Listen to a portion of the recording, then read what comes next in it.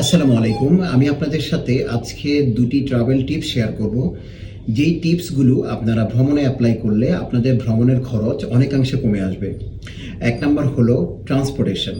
আপনারা দেশের ভিতরে অথবা দেশের বাহিরে যেখানেই ঘুরতে যাবেন, যদি আপনারা খরচ কমাতে চান, অবশ্যই আপনারা লোকালদের সাথে কোলাবোরেশন করে এবং তাদের কাছ থেকে তথ্য নিয়ে তারা বিভিন্ন জায়গায় যাতায়াতের জন্য যে ধরনের ট্রান্সপোর্টগুলো ব্যবহার করে থাকে, আপনি ঠিক সেম ট্রান্সপোর্টগুলো যদি ব্যবহার করেন তাহলে আপনার খরচ অনেকাংশে কমে আসবে। আপনি যদি ট্যুরিস্টদের জন্য যে ধরনের ভেহিকেলগুলো পাওয়া যায় ওগুলোর খরচ অনেক বেশি হওয়ার কারণে আপনার ভ্রমণের খরচ অনেক বেশি হতে পারে। তাই যদি আপনারা ট্রান্সপোর্টেশনের ক্ষেত্রে লোকালদের সাথে কোলাবোরেশন করে লোকালরা যে ধরনের ট্রান্সপোর্ট ইউজ করে আপনারা যদি সেম ট্রান্সপোর্ট ইউজ করে এক জায়গা থেকে আরেক জায়গায় যান তাহলে অনেকাংশে আপনার ভ্রমণের খরচ কমে আসবে। ২ নাম্বার যে টিপস আমি আপনাদের সাথে শেয়ার করব সেটা হলো অ্যাকোমোডেশন। অর্থাৎ আপনারা দেশের ভিতরে অথবা দেশের বাইরে যেখানেই ঘুরতে যাবেন, একটা হিউজ অ্যামাউন্ট কিন্তু আমাদের ভ্রমণে অ্যাকোমোডেশন পারপাসে খরচ হয়ে যায়।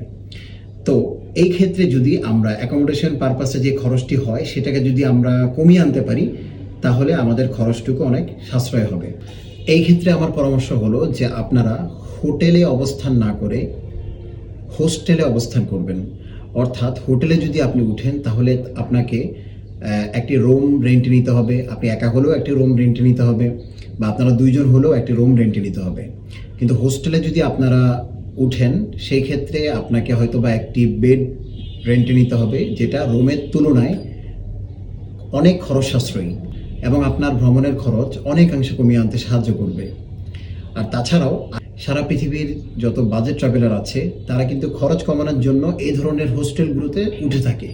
তো আপনিও যদি উঠেন তাহলে সারা পৃথিবীর বিভিন্ন বাজেট ট্রাভেলার ছেলেমেয়েদের সাথে আপনার যোগাযোগ হবে, কথা হবে, বিভিন্ন দেশের বিভিন্ন তথ্য আপনি তাদের কাছ থেকে শুনতে পারবেন। তো আশা করি আপনাদের ভিডিওটি খুব কাজে আসবে।